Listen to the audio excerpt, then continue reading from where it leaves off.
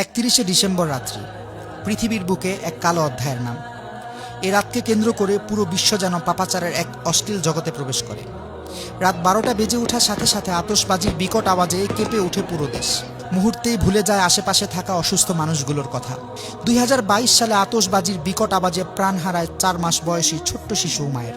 ফানুস উড়াতে গিয়ে রাজধানীর বিভিন্ন জায়গায় অগ্নিকাণ্ডের ঘটনা নতুন নয়। অসংখ্য অগণিত পাখি ঝাঁকে ঝাঁকে মরে পড়ে থাকে রাস্তায় রাস্তায়। কে নেবে এর দায়? গল্পটা এখানেই শেষ নয়। সেই সাথে শুরু হয় বিয়ার, হুইস্কি, ফেন্সিডিল, আফিম, হেরোইন, ইয়াবা, গাঁজাসহ বিভিন্ন মাদক দ্রব্য সেবনের মহা উৎসব। বিভিন্ন ক্লাব ও দেশের অভিজাত হোটেলগুলোতে চলে নিষিদ্ধ পল্লীর নগ্ন মহড়া। উঠতি বয়সের তথাকথিত বহু আধুনিক তরুণ তরুণীরা লিপ্ত থাকে অবৈধ কর্মকাণ্ডে। জাস্ট এনজয় করতে গিয়ে সম্ভ্রান্ত ঘরের অনেক তরুণী নেশায় বুঁদ হয়ে সম্ভ্রম বিলিয়ে দেয় জাস্ট ফ্রেন্ড নামক হায়নাদের কাছে। বহু জায়গায় কনসার্টের আয়োজন করা হয় এবং নারী পুরুষের এই অবাধ মিলন মেলায় যেন অশ্লীলতার জোয়ার ওঠে। রাজধানীর বিভিন্ন রোডে বাইক রেসে দুর্ঘটনার সংবাদে গরম থাকে প্রচার গণমাধ্যম। বড় অবাক লাগে।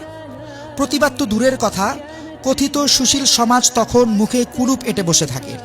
নিষিদ্ধ অ্যালকোহলের লট ঠেকাতে আইন শৃঙ্খলা বাহিনীকে চরম হিমশিম খেতে হয়। একজন মুসলিম হিসেবে কি ভেবে দেখেছি এ জাতীয় বস্তাপচা নোংরা সংস্কৃতি কি আমাদের পক্ষে শোভা পায়? ইসলাম তো বটেই, এমনকি একজন সুস্থ বিবেকমান কোনো ব্যক্তিও এ জাতীয় চরিত্র বিধ্বংসী উদযাপনকে মোটেও সমর্থন করতে পারে না।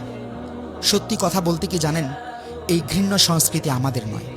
তাই আসুন পশ্চিমা এই অপসংস্কৃতির বিষাক্ত ছোবল থেকে নিজে সতর্ক হই, অন্যকেও সতর্ক করি। ساهمتم في نشر الخير مثل السحاب